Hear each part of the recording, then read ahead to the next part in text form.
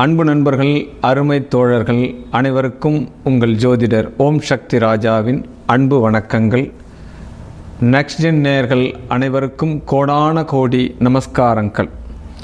ஆவணி மாதத்தினுடைய பலாபலன் பார்க்க இருக்கிறோம். இந்த ஆவணி மாதம் என்பதே ஆடி முடிஞ்சு ஆவணி போனால் நல்லா பலமாக வரலாம் அப்படின்ற ஒரு வாசகமே இன்றைக்கி பிரபலமாக இருக்குது இல்லையா? அதுக்கு காரணமே இந்த ஆவணி மாதம் முழுவதுமே அனைத்து நாள்களுமே வழிபாட்டுக்குண்டான நாட்கள் தான். முக்கியமான நாள் ஆவணி முதல் விஷ்ணுபதி புண்ணிய காலம் வருது. ஆமாம், இதை பார்த்து கொண்டிருக்கக்கூடிய கேட்டுக்கொண்டிருக்கக்கூடிய நேயர்கள் அத்தனை பேரும் கண்டிப்பாக இதை அனுஷ்டானம் பண்ணணும். விஷ்ணுபதி புண்ணிய காலம் என்பது பெருமாளினுடைய அனுக்கிரகம். அன்னைக்கு அதிகாலையில் 3 மணியிலிருந்து சூரிய உதயத்திற்குள்ளாக 10 மணி வரைக்கும் கால அவகாசம் இருந்தாலும் சூரிய உதயத்திற்கு முன்னதாக சங்கு சக்கரம் இருக்கக்கூடிய பெருமாள், ஆமாம், அவருடைய கைகளில் சங்கும் சக்கரமும் சேர்ந்து இருக்கக்கூடிய பெருமாள் ஆலயத்துக்கு போயிட்டு 27 வண்ண மலர்களை கொண்டு 27 முறை அந்த ஆலயத்தை வலம் வரணும் அப்படின்றது அந்த விஷ்ணுபதி புண்ணிய காலத்தினுடைய ஒரு பரிகார விதி. பெரிய ஆலயமாக இருக்குது அப்படின்ற பட்சத்தில் அந்த துவஜஸ்கம்பம் அப்படின்னு சொல்லக்கூடிய கொடிமரத்தை நீங்கள் 27 முறை சுற்றி வரலாம். ஒவ்வொரு சுற்றுக்கும் ஒரு வண்ண மலர்களை அல்லது ஒரே விதமான வண்ணம் கொண்ட மலர்களை கூட நீங்கள் எடுத்துக்கொண்டு அந்த பூஜையை நீங்கள் அற்புதமாக முடிக்கலாம். யார் ஒருவர் தொடர்ச்சியாக 3 விஷ்ணுபதி புண்ணிய காலத்தை சேவார்த்தி செய்கிறார்களோ அவர்கள் இந்த கலியுகத்திலே ஒரு ராஜகுமாரனைப் போல் வாழ்கிறார்கள். அவர்கள் கடன் தொல்லையிலிருந்து நீங்கப்படுகிறார், நல்ல ஒரு பிராப்தம் கிடைக்கிறது, தொழிலிலே வெற்றி பெறுகிறார்கள். இதையெல்லாம் உணர்ந்தவர்கள் சொல்லக்கூடிய விஷயங்கள். இதெல்லாம் இன்றளவும் நல்ல ஒரு ஸ்தானத்திற்கு வந்தவர்கள் கடைபிடித்து கொண்டு தான் இருக்கிறார்கள். ஆக இந்த நெக்ஸ்ட் ஜென் நேயர்கள் அத்தனை பேரும் இந்த வீடியோ வாயிலாக உங்களுடைய செவி வழிக்கு ஒரு செய்தி வந்தவுடன் நீங்கள் இந்த விதியை கையில் எடுங்க. தொடர்ச்சியாக 3 விஷ்ணுபதி புண்ணிய காலத்தை சேவார்த்தி செய்யுங்க. தன்னுடைய வாழ்நாள் முழுவதுமே சேவார்த்தி பண்ணுங்க. உங்களுடைய பிள்ளையாளுக்கு சொல்லிக் கொடுங்க. மிகப்பெரிய ஒரு அனுக்கிரகம் இந்த ஆவணி மாதத்தில் வரக்கூடிய இந்த பரிபாலன பூஜை. அடுத்து பார்த்தோம் அப்படின்னா நாக சதுர்த்தி அப்படின்னு வருது. யாருக்கெல்லாம் ஜாதகத்தில் ராகு கேது தோஷங்கள் இருக்கிறதோ அந்த ராகு கேதுக்கள் தான் வாழ்க்கையில் பெருமளவு மாற்றத்தை கொடுக்கக்கூடியது, இன்னல்களை அதிகமாக கொடுக்கக்கூடியது. ஆமாம், இந்த பாதிப்பிலிருந்து மாங்கல்ய தோஷத்தை கொடுக்கக்கூடியது, கணவனுடைய ஆயுள் கிரகத்தை கொடுக்கக்கூடியது. இப்படிப்பட்ட விபத்துகளையும் கடன்களையும் இதெல்லாம் கொடுக்கறதுக்காகவே இந்த ராகு கேதுக்கள் கர்ம கிரகங்கள் அப்படின்னு சொல்லக்கூடிய அந்த ராகு கேதுக்கள் தோஷத்திலிருந்து விலகுவதற்காகத்தான் இந்த நாக சதுர்த்தி என்று ஒன்று உருவாகி இருக்கிறது. இந்த நாக சதுர்த்தி அன்னைக்கு யாரெல்லாம் நாகாத்தம்மன் நாகர் வழிபாடு பண்ணுறீங்களோ இந்த ராகு கேதுக்கினால் வரக்கூடிய தோஷத்திலிருந்து நீங்கள் விலக்கி அற்புதமான பலாபலன்கள் எடுத்துக்கொள்ளலாம். அடுத்து வரக்கூடியது இந்த ஆவணி 4 கருட பஞ்சமி அப்படின்னு ஒரு வருது. ஆவணி 6 வாஸ்து நாள் அப்படின்னு வருது. உங்கள் பூமி பூஜை போடுவதற்குண்டான ஸ்தான பலம் இருக்குது அன்னைக்கு. ஆவணி 8 வரலட்சுமி விரதம் இருக்குது. ஆமாம், விரதம் இருக்கிறதே மிகப்பெரிய ஒரு புண்ணியம். அதில் இந்த வரலட்சுமி விரதம் இருக்கிறீங்க, அது இந்த மாங்கல்ய பலத்தை அதிகரிக்கக்கூடிய ஒரு உன்னதமான ஒரு நாளாக அந்த நாள் கடைபிடிக்கப்படுகிறது. ஆவணி மாதம் 12ஆம் நாள் திருவோணம் நட்சத்திரம் வருது. திருவோணம் மிகப்பெரிய ஒரு பெருமாளுக்கு உகந்த நட்சத்திரமாக சொல்லப்படுது. அன்னைக்கு பெருமாளினுடைய சேவார்த்தி பண்ணுங்க. ஆவணி 16 சங்கடகர சதுர்த்தி, சங்கடங்கள் எல்லாம் தீர்க்கக்கூடிய விநாயகப் பெருமானுடைய சங்கடகர சதுர்த்தி ஆவணி மாதத்திலே வரக்கூடிய விசேஷமான ஒன்று. விநாயகரனுடைய அவதார திருநாள் விநாயகரனுடைய சதுர்த்தியாக சொல்லப்படுகிறது. ஆவணி மாதம் 20ஆம் நாள் கோகுலாஷ்டமி வருகிறது. ஆமாம், இந்த ஆவணி மாதத்தில் தான் கண்ணபிரான் பிறந்தார். மகாவிஷ்ணு கண்ணன் அவதரித்த நாள் அஷ்டமி. இந்த 2 விஷயம் இருக்குது. அது மட்டும் இல்லாது இந்த கேரள மாநிலத்தில் தான் இந்த சூரியன் ஆவணிக்கு வரும் காலம் பார்த்தோம் அப்படின்னா இந்த சிம்ம மாதம் அப்படின்னு சொல்லக்கூடிய இந்த மாதத்தில் புத்தாண்டாக கொண்டாடப்படுறாங்க. ஆமாம், கேரளத்தில் புத்தாண்டாக கொண்டாடப்படக்கூடிய ஒரு மாதம் இந்த சிம்ம மாதம், சூரியன் சிம்மத்தில் வரக்கூடிய மாதம், அந்த கேரள மாநிலம். அவங்களாம் சூரிய பஞ்சாங்கத்தை தான், சூரியனை மையமாக கொண்டு தான் பஞ்சாங்க விதிகளை அவங்க கடைபிடிக்கிறாங்க அப்படின்னு. தமிழ் முறைப்படி சித்திரை 1 தான் இங்கே தமிழ் புத்தாண்டு அப்படின்னு சொல்லப்படுது. இந்த கோகுலாஷ்டமி கண்ணன் அவதரித்த நாள். ஆமாம், இந்த கண்ணபிரானுடைய விஷயமே ரொம்ப ரொம்ப ரொம்ப ரொம்ப விசேஷமான ஒன்று. இந்த அஷ்டமி நவமி அந்த திதிகள் என்ன பண்ணுது அப்படின்னா, யாருமே என்னுடைய திதியில் நல்ல காரியங்கள் செய்ய மாட்டா, என்னை ஒரு துரதிர்ஷ்ட திதியாக தான் நினச்சின்னு இருக்கா அப்படின்னு போயிட்டு பெருமாள்கிட்ட உபகாரம் கேட்குறா.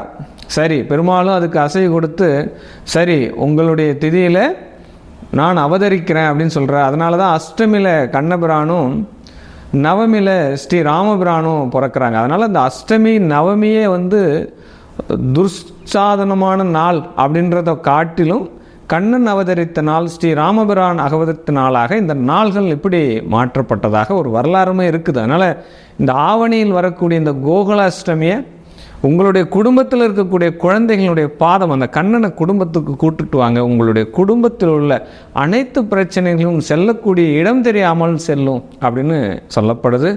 இந்த ஆவணி மாதமே ஒரு புண்ணிய மாதமாக சொல்லப்படுது. ஆமாம், இந்த ஆவணி மாதத்தில் வரக்கூடிய கிரக சஞ்சாரங்கள் என்ன அப்படின்னு பார்க்குறச்சு அப்படின்னா, 17/8/2024 சனிக்கிழமை தொடங்கி 16/9/2024 திங்கட்கிழமை முடிய ஆக 31 நாட்கள் இந்த ஆவணி மாதம் இருக்கின்றது. இந்த கிரக சஞ்சாரங்கள் ரிஷபத்திலே குரு பகவானும் செவ்வாய் பகவானும், சிம்மத்தில் சூரிய பகவான், புதன் பகவான், சுக்கிர பகவான், கன்னியில் கேது பகவான், கும்பத்தில் எவ்வித மாற்றமில்லாமல் சனி பகவான் வக்ரகதியில் இருக்கிறாங்க, மீனத்தில் ராகு பகவான் இருக்கிறாங்க. இந்த ஆவணி மாதம் 9ஆம் தேதி சுக்கிர பகவான் பெயர்ச்சியாகிறார். ஆவணி மாதம் 11ஆம் தேதி செவ்வாய் பகவான் பெயர்ச்சியாகிறார். செவ்வாய் ரிஷபத்திலிருந்து மிதுனத்திற்கும், சுக்கிர பகவான் சிம்மத்தில் இருந்து கன்னிக்கும், சுக்கிரன் கேது இணைவு வருகிறது இந்த மாதத்தில். ஆக இந்த கிரக பெயர்ச்சிகளால் இந்த 12 ராசிகளுக்கும் ஆவணி மாதத்தினுடைய பலாபலன் என்ன அப்படின்றத தான் நம்ம பார்க்க ஒவ்வொரு மாதமும் ஒவ்வொரு கிரக பெயர்ச்சிகளால் நம் வாழ்க்கையினுடைய சூழல் மாற்றங்கள் வந்தே தீரும். அதில் எந்த மாற்று கருத்தும் கிடையாது. ஏன்னா தினம் தினம் நம்மளை இயக்குவதே இந்த நவ கிரகங்கள் தான். இந்த நவ கிரகத்தினுடைய மாற்றங்கள் தான் நம்முடைய வாழ்நாளினுடைய திருப்பு முனை, டேர்னிங் பாயிண்ட். இன்னைக்கு நம்ம வாழ்க்கை மாறுமா, நாளைக்கு மாறுமா, இன்னும் எவ்வளவு காலம் இருக்குது அப்படின்றதெல்லாம் கவலைப்படுறதை விட்டு நம்மளுடைய வாழ்க்கை கண்டிப்பாக மாற்றத்தை தேடியே தரும். வாழ்க்கையில் நம்மளுடைய வசந்த காலம் வந்தே தீரும் என்ற நம்பிக்கை முதல்ல நமக்கு முக்கியம். பொறுமை மிக மிக அவசியம். நம்பிக்கையும் பொறுமையும் இருந்துவிட்டால் நம் வாழ்க்கையில் மிகப்பெரிய ஒரு வெற்றியை தொட்டு விடலாம். இதுதான் சூட்சமம். ஆமாம், இதற்கு இந்த கிரக சஞ்சாரங்களோடு நாம் பயணிக்க கற்றுக்கொண்டால் இன்னும் வாழ்க்கை ரொம்ப ரொம்ப ரொம்ப சந்தோஷமாக மாறிவிடும். சரி, தனுசு ராசி அன்பர்களுக்கு இந்த ஆவணி மாதம் உங்களுடைய சூரிய பகவான் பாக்கியத்துக்கு வரார், ஆட்சி பெறுகிறார். திரிகோண ஸ்தானங்கள் கோணங்களில் இருப்பது அதிர்ஷ்டம் அப்படின்னு சொல்லப்படுது. எப்பயுமே 5, 9 கிரகங்கள் அந்த பாவகத்தில் இருந்தால் அது ஒரு தனி அதிர்ஷ்டம். அப்போ சூரிய பகவானுடைய 5ஆம் இடம் வளர்ச்சி.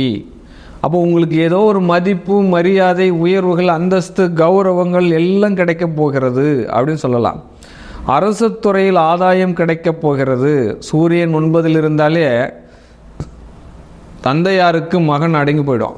எல்லா ஜாதகத்திலையும் நீங்கள் பாருங்கள், ஒரு ஜாதகத்தில் சூரியன் வலுத்தாலே அந்த தந்தையாருடைய கட்டுப்பாட்டில் மகன் இருப்பான். ஆமாம், அந்த மகன் எந்த அளவுக்கு அது ஒரு விஐபி குடும்பமாக வந்துடும், அது 2வது பட்சம்.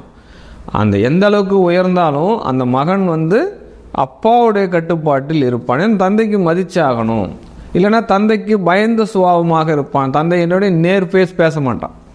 சில பிரிவுகள் வரும், தந்தை மகனுக்கு உண்டான பிரிவுகள் எல்லாம் வந்துடும்.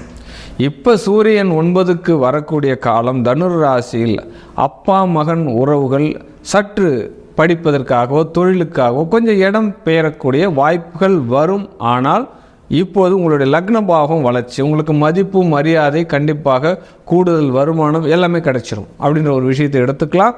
உடல் ஆரோக்கியம் மேல்படும், ஒரு பொலிவு கிடைக்கும், உங்களுக்கு பிரைட்னஸ் கிடைக்கும். சூரியன்னா அதிகாரம், சூரியன்னா கௌரவம், சூரியன்னா அடக்குமுறை எல்லாமே கிடைக்கும் உங்களுக்கு. முதல்ல 2ஆம் இடத்தினுடைய அதிபதி 3ஆம் இடத்தினுடைய அதிபதி வக்ரகதியாக இருக்காரே, அப்போ வாக்கு கொடுத்த வாக்கை காபந்து பண்ணுறதுக்கு உண்டான சூழ்நிலை முதல்ல கிரியேட் ஆகணும். அப்போ உங்களுடைய எந்த வாக்கு கொடுத்தாலும் காலத்தை அறிந்து வாக்கு கொடுக்கக்கூடிய ஒரு சாதுரிய திறமை உங்களுக்கு வந்தாக வேண்டும் இந்த காலகட்டத்தில். ஆமாம், ட்ரெண்டிங்கான வீடு, ஸ்டைலிஷான வீடு, பெரிய பெரிய அப்பார்ட்மெண்ட் கட்டுறவங்க, ஹோட்டல் வச்சுக்கிறவங்க, ரெசிடென்ஸ் வச்சுருக்கிறவங்க, வாடகை வருமானம் வச்சுருக்கிறவங்க, இவங்களுக்கு எல்லாம் யோகமான ஒரு மாதமாக இந்த மாதம் அமையப்போகிறது. ட்ராவல் பிஸ்னஸ், டூரிசம் பண்ணுறவங்க, இந்த டூர் பிடிப்பாங்க, மந்த்லி நம்ம காசி யாத்திரை போகிறோம், பெங்களூர் ட்ரிப் போகிறோம், மைசூர் போகிறோம், இந்த டெல்லி போகிறோம், ஆக்ரா போகிறோம், இந்த மாதிரிலாம் டூர் பிடிக்கிறாங்க இல்லையா, அவங்களுக்கு எல்லாம் நல்ல ஒரு வாடிக்கையாளர்கள் எல்லா புக்கிங்கும் ஆகிடும். இந்த பாசிட்டிவ் இந்த மாதத்தில் இருக்கவங்களுக்கு. பஞ்சமாதிபதியான செவ்வாய் பகவான் உங்களுக்கு 7ஆம் இடத்துக்கு போகிறார். 5, 7 பாவங்கள் தொடர்பு பெற்றாலே காதல் திருமணம் தான் சொல்லப்படுது. ஆசைகள் ஈடேறும், உங்களுடைய எண்ணங்கள் ஈடேறும் முதல்ல. ஆமாம், 6ஆம் இடத்துல ராசியாதிபதி இருக்கிறதுனால 2வது உத்தியோகங்கள் பலம் பெறும் அப்படின்னு சொல்லுவேன். முதல் உத்தியோகம் போன அந்த கம்பெனிலேருந்து நான் வெளியில் வந்துட்டு எனக்கு 2வது வேலைக்காக ட்ரை பண்ணிட்டு இருக்கேன்னா கண்டிப்பாக கிடச்சிரும். ஏற்கனவே நான் 45-50 வயசு ஆகிடுச்சு, என்னுடைய எந்த ஒரு பேசிக்காக தொழில் பண்ணணும்னு நினைக்கிறேன்னா கண்டிப்பாக அந்த தொழிலாம் ஏற்படுத்திக்கலாம் அப்படின்ற ஒரு விஷயத்தை எடுத்துக்கலாம்.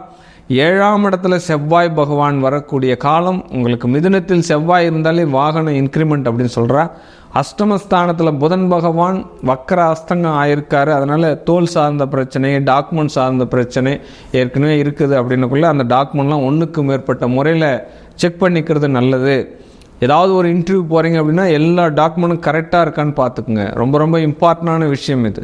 அந்த நேரத்தில் தான் முக்கியமாக நான் இதை மிஸ் பண்ணிட்டு போயிட்டேன், நான் என்ன பண்ணுறது அப்படின்லாம் சொல்லக்கூடாது. அதில் கவனம் வேண்டும் அப்படின்னு சொல்லப்படுது. பாக்கியஸ்தானத்தில் சூரிய பகவான் வளர்ச்சி தான் உங்களுக்கு யோகங்கள் தரப்போகிறார். 10ஆம் இடத்துல சுக்கிரன் கேதுனுடைய சஞ்சாரம் ஒரு நிரந்தரமான உத்தியோகத்தை உங்களுக்கு கொடுக்க போகிறார், வசதியான வாழ்க்கையை கொடுக்க போகிறார் அப்படின்னு சொல்லலாம். லாபாதிபதி 10ஆம் இடத்துல வரக்கூடிய காலம் உங்களுக்கு தொழிலால் ஒரு ஏற்றம் மிகுந்த காலம் அப்படின்ற ஒரு விஷயத்தை கண்டிப்பாக எடுத்துடலாம். தொழிலுக்காக சிறு கடன் வாங்க வேண்டிய வேலை வரும் இந்த மாதத்தில். அதை வாங்கினாலும் உங்களுக்கு இன்க்ரிமெண்ட் தான் கிடைக்கும். விரையாதிபதியான செவ்வாய் பகவான் 7ஆம் இடத்துல வர்றதுனால நீண்ட தூரத்தில் இருக்கக்கூடிய நண்பர்கள் எல்லாமே கலத்திரம் அமைவதற்கு உண்டான சூழ்நிலை அமையும். ஆமாம், என் பையன் வெளிநாட்டில் இருக்கான், என் பொண்ணு வெளிநாட்டில் இருக்குது, இப்போ கல்யாணம் காட்சி ஆகணும்னு நினைக்கிறேன், நிறைய பொண்ணு பார்த்துட்டு இருக்கேன், மாப்பிள்ளை பார்த்துட்டு இருக்கேன், கட்டாயம் இந்த மாதம் வரன் அமைவதற்கு உண்டான சூழ்நிலைகள் கிடைக்கும். அரசு சார்ந்த துறைகள் இருக்கிறவங்களுக்கு யோகம் கிடைக்கிறதுக்குண்டான ஒரு மாதமாக இந்த மாதம் இருக்கும். உடல் ஆரோக்கியம், தோல் சார்ந்த விஷயங்கள் மட்டும் கொஞ்சம் கூடுதல் கவனம் வேண்டும் அப்படின்னு சொல்லப்படுகிறது. சின்ன சிறு குழந்தைகளை சந்தோஷமாக வைத்துக் கொள்ளுங்கள். அவங்களுக்கு ஏதாவது இனிப்பு வாங்கி கொடுங்கள். இந்த எலிமெண்ட்ரி ஸ்கூல்லாம் படிக்கிறீங்க, மழலை செல்வங்கள்லாம் இருக்காங்க இல்லையா, உங்கள் பிறந்தநாள் வருது, ஒரு நல்ல நாள் வருது, அவங்களுக்கு தான் பேனா பென்சில்லாம் வாங்கி கொடுங்க. இந்த தனுராசி நேயர்களுக்கு இது ஒரு வாழ்வியல் பரிகாரமாக இருக்கும். இந்த மாதத்தினுடைய பலாபலன் நீங்கள் எடுத்துக்கணும் அப்படின்னா பெருமாளுடைய ஆலயங்கள் போயிட்டு அதில் கஜேந்திர வரத பெருமாள் அப்படின்னு ஒரு திரு உருவ மேனி இருக்கும். அந்த கஜேந்திர வரத பெருமாளை இந்த மந்த்லி நீங்கள் சேவார்த்தி பண்ணுறீங்கன்னா இந்த மாதம் முழுவதும் வெற்றி மேல் வெற்றி உங்களுக்கு காத்துருக்கு. வாழ்க வாழ்க வாழ்க. ஒவ்வொரு மாதத்தினுடைய தமிழ் பலனும் மாத கிரகங்கள் ஆகிய சூரிய பகவானை மையமாக வச்சு தான் நம்ம பார்த்துட்டு இருக்கோம். 12 ராசிக்கும் உண்டான கிரக அமைப்புகள் எப்படி இருக்குது, ஒவ்வொரு மாதத்தினுடைய பயிற்சி, அதை பற்றி இந்த பலன்கள் உங்களுடைய ஜாதகத்தில் உங்கள் சுய ஜாதகத்தினுடைய அப்ளை பண்ணி பார்க்கும்போது தான் முழு பலன்களை நீங்கள் எடுத்துக்க முடியும். அதனால் உங்களுடைய சுய ஜாதக பலன், உங்களுடைய வாழ்க்கையினுடைய ஏற்றங்கள், வெற்றியை நீங்கள் தெரிந்து கொள்ளணும் அப்படின்னா கீழே இருக்கக்கூடிய நம்பருக்கு உங்களுடைய பிறந்த தேதி, பிறந்த நேரம், பிறந்த இடம், உங்களுடைய பெயர் அனுப்பி கட்டணம் செலுத்தி உங்கள் ஜாதகத்தினுடைய ஏற்றங்களையும் வெற்றிகளையும் தெரிந்து கொண்டு வாழ்க்கையில் ஒரு உன்னத நிலைக்கு செல்லுங்கள். வாழ்க வாழ்க வாழ்க வாழ்க. சர்வம்